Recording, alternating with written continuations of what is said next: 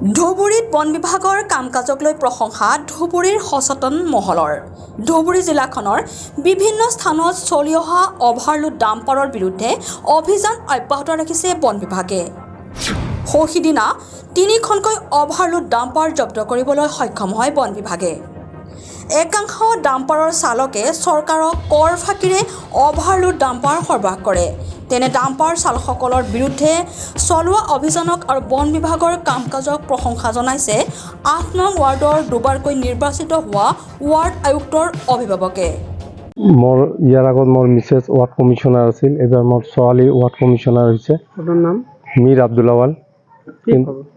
এই যে ফৰেষ্ট অফিচাৰবিলাক এই যে অভাৰলোড ডাম্পাৰ গাড়ীবিলাক যে ধৰিছে, তেখেতক মই ধন্যবাদ থেংক ইউ জনাইছোঁ। আৰু বহুত সংগঠন বহুত দিন থেকে এই প্ৰতিবাদ কৰি আছিল, কিন্তু এইফালেতে আমি সফল হ'ব পাৰিছোঁ। আৰু ফৰেষ্ট অফিচাৰক যদি কোনোবাই যদি দিগদাৰি কৰে বা অসুবিধা কৰে আমি সাথ দিম। গোটেই পাব্লিকে আমি চবে অফিচাৰৰ লগত আমি চবে বহুত ভাল কাম কৰিছে, তেখেতক মই ধন্যবাদ জনাইছোঁ। কেইটামান ডাম্পাৰ ধৰিছে। ধুবুৰীৰ পৰা তাপস চৰকাৰৰ ৰিপৰ্ট, সুহানা লাইভ।